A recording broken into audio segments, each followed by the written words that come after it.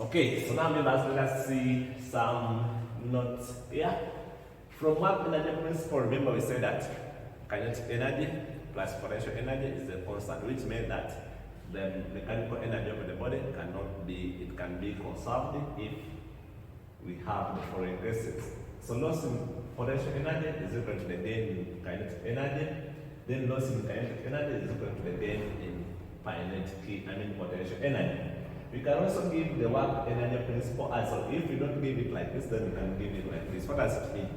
It means that the potential energy at the start plus the kinetic energy at the start plus the work that they are doing on the body. We said when work is being done on a body, it gains some energy. So the work so we are gaining in some energy will be equal to the potential energy, the kinetic energy at the end, plus the potential energy at the end, then plus the work out. Work out means that now it's the body doing some work on something. For example, a body can do work on friction to overcome that friction. But here on gaining in, we are just gaining, so they are doing work on the body. But here the body is doing work on something, so it's giving out work. In simple terms, it's losing some energy. So when you know that, the rest are going to be very easy. Work in, work done by the external forces, force to the body, then work out, work done by the body, overcome resistance, it gives friction. Let us see some examples here. So you have been seeing work done on a horizontal plane, so let us see how we get work done on a vertical or inclined plane. So here they're telling us that a 20 kilogram mass is pulled up a smooth plane, inclined at an angle of that. So we have an inclined plane like this. So here they are telling us that our theta is given by that. Okay. At an angle of that for a distance of 15. So meaning we come up from here, they are pulling this for a distance of 15 meters. I'm assuming we are going to stop there, a distance of 15 meters. Find the work done against gravity. So remember, our work done against gravity is always given by mgh. So we need our height. So using this, I think we can abbreviate our height. If I call this my height, the height we are covering, this is going to be our h. So from there, I note that you say I have opposite, I have hypotenuse.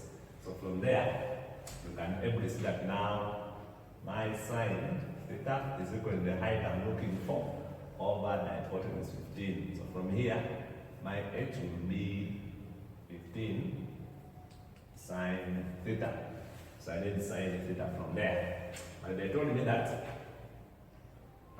theta is equal to tan inverse of 3 over 4. So meaning from here, my tan theta is equal to 3 over 4. So if I sketch this here, this one is going to be my theta. So this is going to be the opposite over there and adjacent. Now if I have this one, I need this, so I need the hypotenuse. Using Pythagoras, it's going to be 5. This is a right angle triangle. From here, I said our sine theta is going to be the opposite over hypotenuse. So from there, you can able to see that now my h would be 15 times sine theta, which would be 3 over 5. And so this is going to be 5 divided by 15 divided by 5, that is 3. So my height is going to be 9 meters.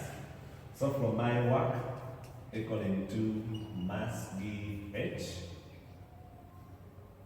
so I have this as the mass was 20 kilograms times 9.8, then times 9. And so this would be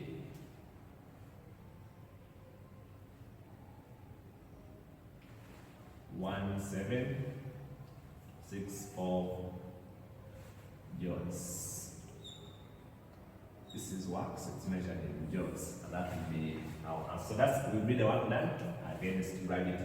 When we are work done against gravity, you state our formula, as simple as that. Okay, so now let us come to this one. A body of 10 kilograms. So this one is having 10 kilograms, meaning it's going to be having the weight of 10 G. It's pulled along a rough horizontal surface. If it's rough, we're going to expect some friction by a horizontal force of 100 newtons. So it's being pulled by a force of 100 newtons. By a force for a distance of 10. So from here up to here, it's going to be 10. So they're telling us now, it's going to be pulled from here up there. It's going to be pulled in 10 meters. So the distance is going to be 10 meters. Okay. 10 meters. Okay. Now, from there, they're telling us that the coefficient of friction, that means that the coefficient of friction between the surface and the body is 0.6. Use the principle of conservation of energy to find the final speed. Okay. Now from here, you can easily see that we have here at rest. Remember the body, initially the body was at rest, meaning our initial velocity was 0. So meaning if we have the initial velocity as 0, it means that now all the potential energy, okay, allow me to use this space here. Let's remove this one. So here our mu is 0.6. So our potential energy, remember our potential energy is given by mdh. Then our kinetic energy is given by a half mv squared. Now from there, you can see that we have not moved any height. We are still on the ground. So meaning at the start, potential energy is going to be 0. So this one is going to be 0 because we have not moved any height. So meaning that this one, the potential energy is going to be 0. And because the initial velocity is 0, even kinetic energy is going to be 0. So from there, I will say this is going to be a half m0 squared plus md0, then plus the work in. They are doing some work on the body, the force 10 times the distance equaling to the kinetic energy out. So we need this, so it's going to be a half mv squared because it's going to be moving with a certain velocity we don't know, which is I'm calling v. But because this one has not moved from the ground, still this one is going to be mv into 0, then plus work out. You see that now the work we are doing is the work against friction. So you are doing the work against friction, so you are going to be having mu r, then the work, we are going to compare the distance we have covered in that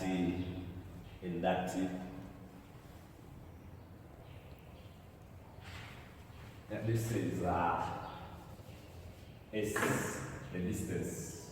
Okay, so this is going to be 0. So our force, we said our force was 100 newtons. So we have Fs equaling to a half mv squared plus mu rs. So we did that reaction for the friction. So from here, our force is 100, then times the distance equaling to a half times the mass of the body, which is 10 v squared, then plus our mu. From here, our mu is 0.6, then times our r, so that our r is going to be 10d, then times the distance, which is 10. From here, I think we can see that our r is going to be 10d.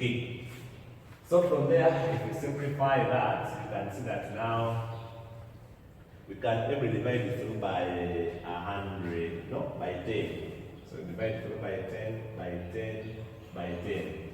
So you see what we're remaining with will be now 100 equaling to v squared over 2.